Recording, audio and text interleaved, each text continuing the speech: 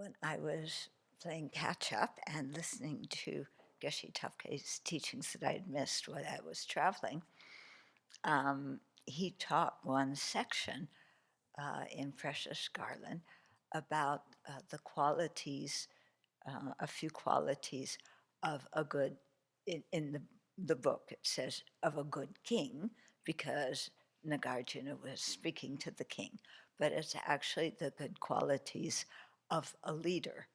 Okay, so um, I think we are all leaders in one way or another.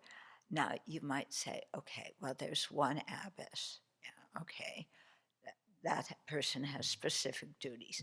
And there's three harmonizers, so they're leaders in that category. And then there's departments, and each department has a leader, so they're leaders in their department. Okay, so uh, whatever you're doing, even if you're not the so-called leader in your department, you have a specific job. And so whatever our job is, we lead in doing it. Okay, so qualities of being a good leader and being a good follower, being a good participant. Okay, so Nagarjuna listed four: generosity, truth, tranquility, and wisdom. Okay, so generosity, if you're in a leadership position, you have to, whatever your leadership position is, you're working with other people, and different people have different needs. Yeah. So we try and be fair, but fair does not mean that everybody uh, eats the same food, everybody, uh, has, there's a very strict thing of rules, and everybody is bound by all of those with absolutely no exceptions. Sometimes we think fair is like that, okay? But actually, I think fair and involves generosity in the sense that different people have different needs, different people have different strengths.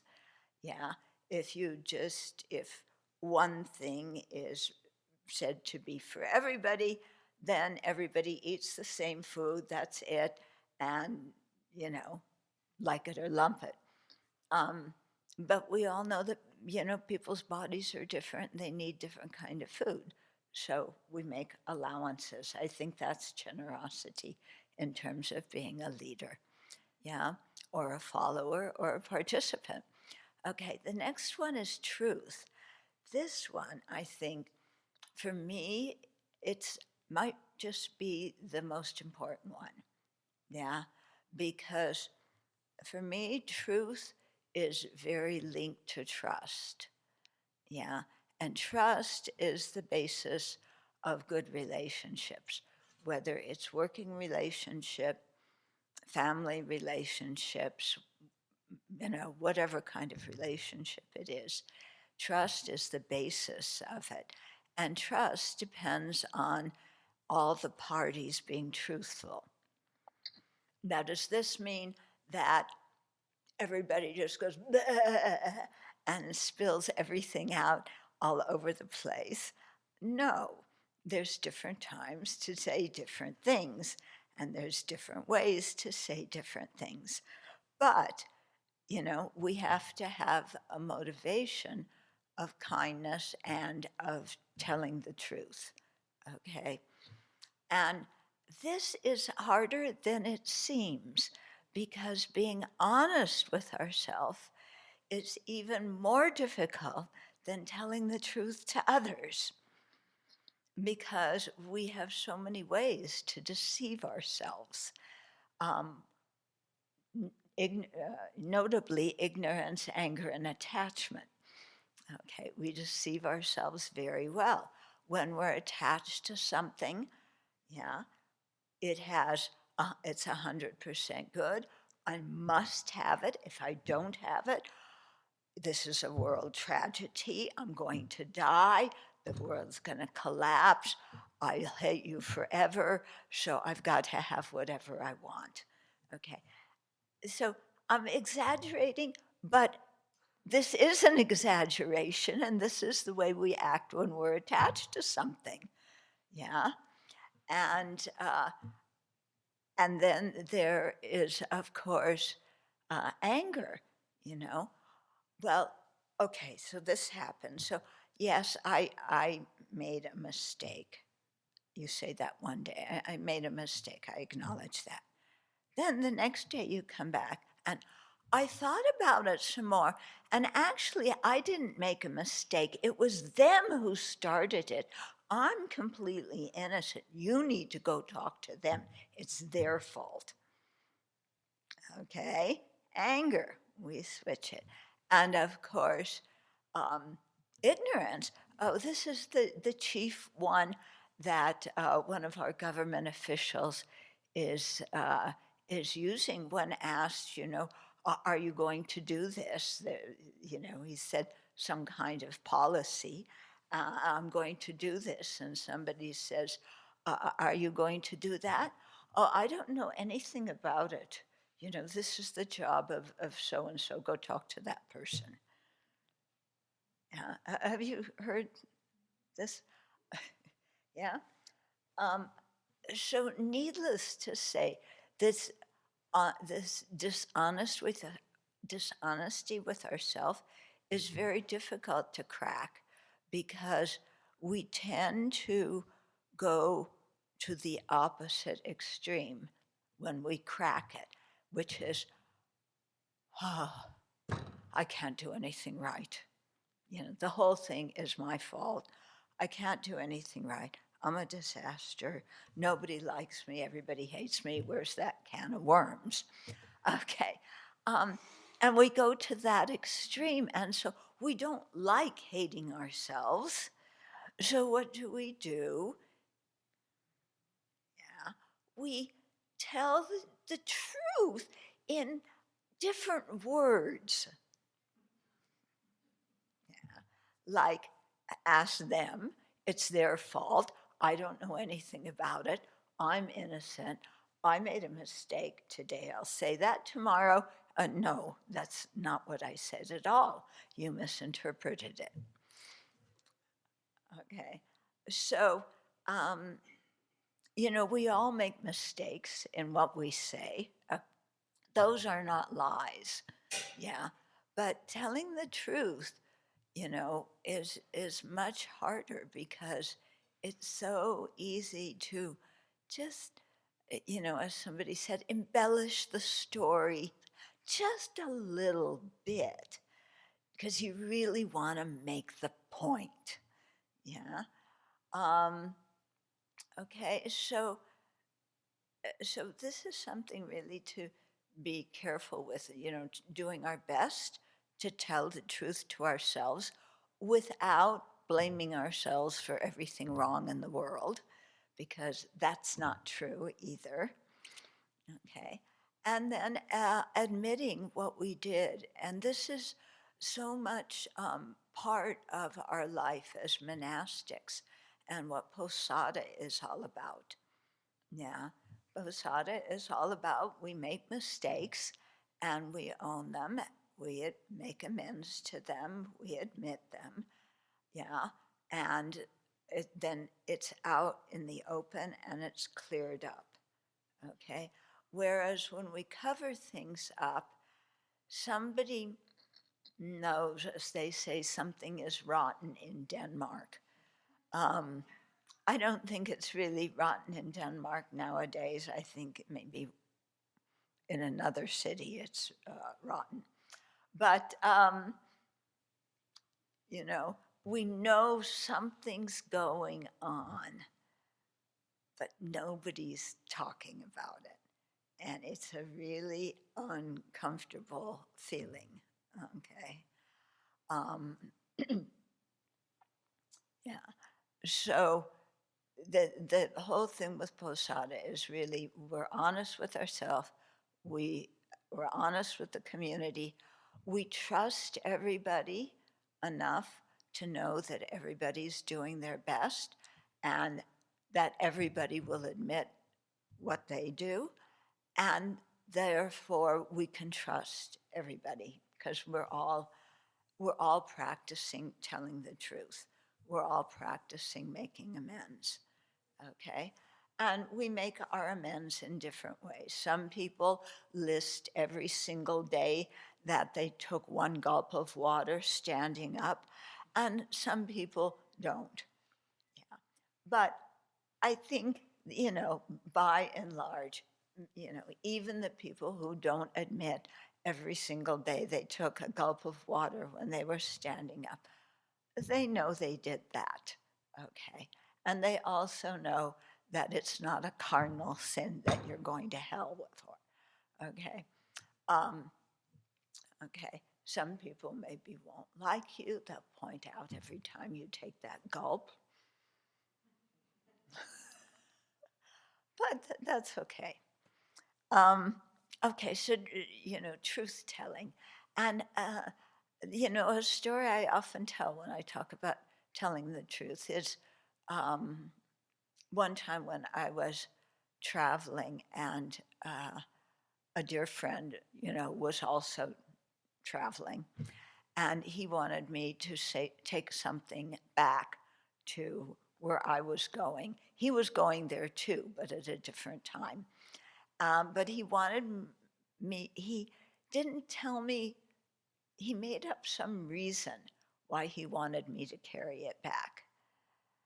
And the reason wasn't true, because it was something, where he wasn't telling the truth in order to convince me to carry this item, which was completely legit. We weren't smuggling drugs or, anything. But, uh, when I found out that, that the reason he gave me wasn't true, I was really, shocked because I felt like our friendship was good enough that he would tell me the truth, and there was nothing wrong with what the truth was. I wouldn't have gone, oh no, I'm not carrying that, you know. Um, so you know, it when people don't tell the truth, I feel, in some way, for me, I find that offensive because it means they don't trust me with the truth. They think that I'm going to completely, fall apart or get outrageously angry or do something dramatic. So, they don't trust me to be able to handle the truth. So they cover it up. Yeah. This actually, I can say, is I learned in the family, Um, and whenever I saw that happening, I really, really disliked it. Yeah. So anyway, yeah, because truth is important. Yeah. And okay, then the next one is tranquility. Yeah. So if you're a good leader, you need to learn not to flip out. Okay? You need to learn to handle whatever truth somebody is telling you or whatever lie they are telling you and remain tranquil and think about how do I benefit the other person. Okay? So, uh, yeah, because when you're in the leadership position, then, everybody wants to look good and everybody wants you to give them special allowances. Yeah. And so, uh, you have to learn to stay tranquil. Like, even when you know that somebody's not telling you the truth and they're making up an excuse. Yeah. Um, so you have to learn how to be tranquil, how to assess the situation in a balanced way without getting all emotional yourself, because that just clouds, your um, effectiveness, yeah, as a leader. I mean, because when you're acting with emotion, either you're disappointed, you're angry, you're grasping at something you wanted, then uh, your judgment is clouded, and it's difficult to be a good leader or a good follower or a good participant. Yeah, so keeping the mind tranquil. And I must say that in my um, introduction to being abbess, this is one of the most difficult things. Sometimes it's like, oh, I won't go into that, but it's difficult sometimes because, um, yeah, people, sentient beings do what sentient beings do. That's what I've learned. And you just have to accept what sentient beings do. And, and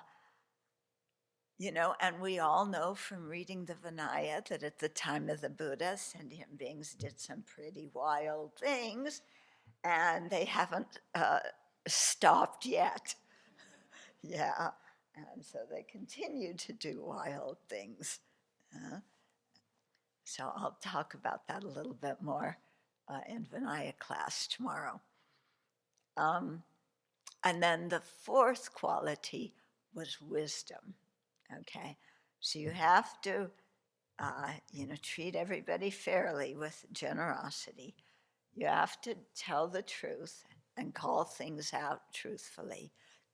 You have to do that with a good motivation, with a tranquil mind, not an upset or an angry or disappointed mind, but with a mind that wants to do what's best for the other person. And you need some wisdom to try and figure out what is the best thing for the other person. Because here, too, it's not one size fits all. You know, two people may do the same thing. One person, you need to really, you know, the other person, you need to kind of help them soften it so that they can really see what's going on in their mind. Yeah. So, how to handle each situation requires a lot of wisdom. It's good to have rules and guidelines. That's why we have our policy book. Yeah, but as they say, rules are meant to be broken because uh, there's different things for different people if you want to benefit them. It's, yeah, not everybody eats rice. Yeah, not everybody wears size 5 shoe or size 15 shoe. So, yeah, okay. So these are good qualities to think about. And um, when we have to assess, when we're choosing leaders, to assess their qualities, based on these four. And when we aspire to have some responsible position, to think about them and say, these are the qualities I need to develop in order to have that responsible position. Okay. Thank you, Nagarjuna. You'll see when further on in Precious Garland, um, he'll talk to the king about people who break the law. Yeah. And he says some pretty interesting things there. Yeah. Which, you which have that element of, different things for different people if you want to rehabilitate people. Yeah. What's difficult is when people think fairness is one size that fits all. Yeah. And so like the 3 strikes and you're outlaw, you know, if you, once you commit your third felony, even if it's a teeny tiny one, then, you know, you are sentenced to a certain Draculan, Drac, Dracula, draconian, thank you, number of years in prison. Yeah. And, you know, it's just trying to make something very rigid and enforce it, and it just doesn't work. But you'll see, we'll get to that.